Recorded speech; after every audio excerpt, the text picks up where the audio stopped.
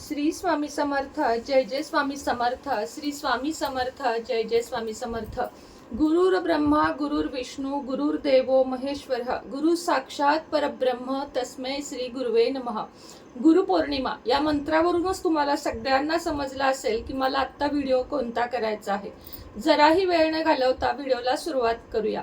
गुरुपौर्णिमा 29 जुलै रोजी येत आहे. गुरुपौर्णिमा ज्या दिवसाची आपण सगळेजण वाट बघत आहोत. बऱ्याच भक्तांना गुरुपद कसे घ्यावे हे माहिती नाहीये आणि गेल्या वर्षी गुरुपद घेतले असेल तर या वर्षी गुरुपद घ्यावे का, तर हो, प्रत्येक वर्षी गुरुपद हे घ्यायचे असते. आणि महाराज असतील, साईबाबा असतील, गोंदवलेकर महाराज असतील किंवा तुम्ही कोणी स्वतःचे गुरु मानले असतील तर त्या गुरूंकडे तुम्हाला जाऊन यायला जमत असेल. आता महाराज तर आपल्या घरात सगळीकडेच आहेत, पण जे सध्या आहेत असे पण गुरु काही जण धरतात. तर त्यांच्यासाठी सांगते की जाता आले तर खूप चांगले आहे, नाही तर त्यांनी दिलेला गुप्त मंत्र हा मात्र आपल्याला म्हणायचा आहे. आता गुरुपौर्णिमे दिवशी सगळ्यात आधी सर्वप्रथम लवकर उठावं. लवकर उठल्यानंतर शुचिरभूत व्हावं. स्वच्छ वस्त्र घालावेत. अंगामध्ये पिवळं वस्त्र असेल तर जास्त करून घालावे, अन्यथा नुसती ओढणी घेतलीत, साडी नेसलीत पिवळी तरीही चालेल. घरामध्ये चांगले वातावरण ठेवावे. लहान मुलांना गुरुपौर्णिमेचा उपदेश किंवा गुरुपौर्णिमेचे महत्त्व समजून द्यावे. गुरु म्हणजे आपल्यासाठी काय असतात, जसं की विद्यार्थ्यांसाठी शिक्षक हे गुरु असतात. पहिली गोष्ट म्हणजे सर्वात पहिला गुरु आपला कोण असेल तर ते म्हणजे आई असते.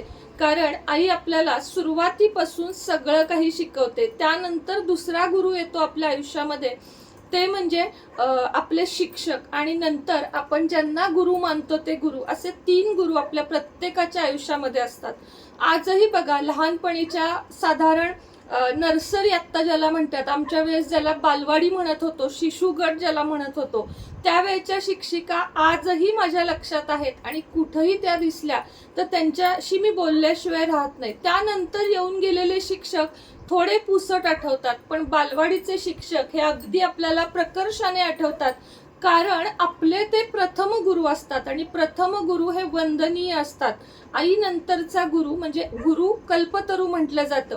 त्यामुळे गुरूंना नेहमी मान द्यावा आणि गुरूंच्या नजरेला आपण नजर देऊ शकू अशा पद्धतीनं आपलं आचरण ठेवावं. नुसतेच गुरु ठेवलेत आणि आपल्या मनाला वाटेल तसं आपण वागत आहोत, हे मात्र चुकीचं आहे.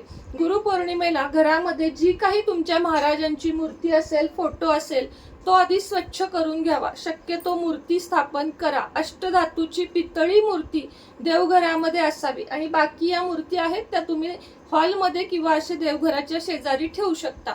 अभिषेक करून घ्यावा. पाणी, पंचामृत आणि पुन्हा पाणी असा पुरुष सूक्त म्हणत किंवा श्री स्वामी समर्थ, जय जय स्वामी समर्थ म्हणत अभिषेक करून घ्यावा. अभिषेक करून झाल्यावर हे जे तीर्थ आहे ते एका ग्लासमध्ये सेपरेट ठेवावे. गंध लावून घ्या. चाफ्याचं अत्तर हिनाचे किंवा चाफ्याचे अत्तर लावून घ्या. महाराजांना वस्त्र परिधान करा आणि धूप दीप म्हणजे उदबत्ती धूप दीप ओवाळून घ्या. हे सर्व झाल्यानंतर तुम्ही एक माळ श्री स्वामी समर्थ महाराजांची म्हणजे श्री स्वामी समर्थ या जपाची एक माळ किंवा 11 माळी तुम्हाला करून घ्यायच्या आहेत. संपूर्ण सारामृताचे पठण करायचे आहे. आता सारामृत हे अक्कलकोट सारामृत आहे बघा, इतके सुंदर आहे. ह्याचे तुम्ही पूर्ण म्हणजे 1 ते 21 अध्याय एका बैठकीमध्ये या दिवशी करायचे आहेत. गुरुपौर्णिमेला महाराजांच्या आवडीचा नैवेद्य देखील दाखवून घ्यावा. यामध्ये पुरणपोळी, बेसन लाडू किंवा तुम्हाला जे काही जमेल ते महाराजांना. घेवड्याच्या शेंगाची भाजी विशेष प्रिय आहे तर त्याचा नैवेद्य पण या दिवशी आपण दाखवू शकतो. खीर पोळी असा नैवेद्य देखील दाखवू शकतो. हे सर्व झाल्यानंतर आपल्याला हातामध्ये एक नारळ म्हणजे हा सालीसहित नारळ घ्यायचा आहे असा, आणि पाणी असावं. एक गुलाबाचं फूल आणि थोडीशी खडी साखर या 3 वस्तू हातामध्ये घ्यायच्या आहेत. हातामध्ये घेतल्यानंतर ह्याची जी शेंडीची बाजू आहे, मला वाटते ही आहे ह्याची, तर ही महाराजांकडे करावी. फूल आणि खडी साखर हे तिन्ही आपल्या हातामध्ये घ्यायचे आहे. आणि त्यावेळेस फक्त आपल्याला ओढणी डोक्यावरून घ्यायची आहे. ओढणी डोक्यावरून घ्या किंवा साडीचा पदर असेल तर तो घ्या.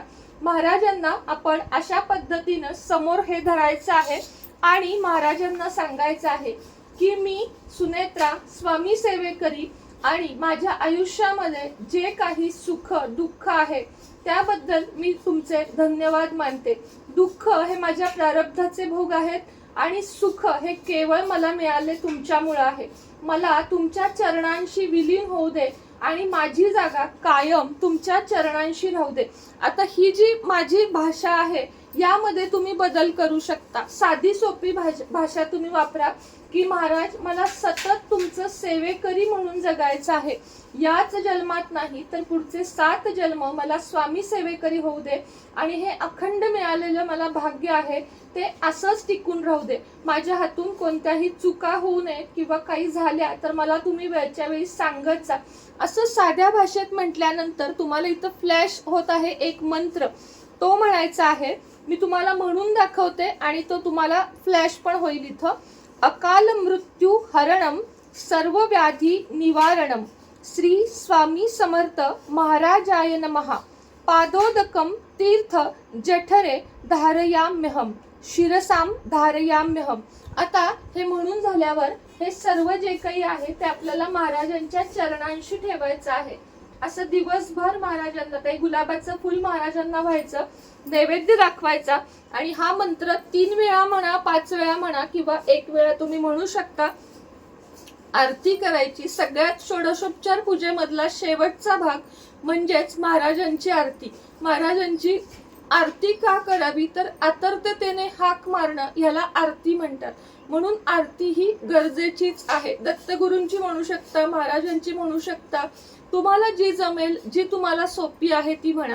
मंत्र अगदी सावकाश म्हणा, तुम्हाला मी व्यवस्थित लिहून देत आहे त्यामुळे काळजी करू नका. बास एवढंच आहे. आणि आजपासून मी तुम्ही माझे गुरु आहात, मी तुमची शिष्य आहे. माझं यापुढचं माझं आणि माझ्या कुटुंबाचे पालन पोषण म्हणजे कष्ट मी करेन पण पालन पोषण आणि चुकेल तिथं मार्ग दाखवा एवढीच महाराजांजवळ प्रार्थना करायची आहे.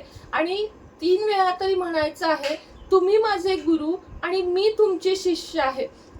हे जे वाक्य आहे ना ते 3 वेळा तरी जोरात म्हणजे आपल्याला ऐकू जाईल एवढ्या आवाजात म्हणायचे आहे. घरातील मुलांना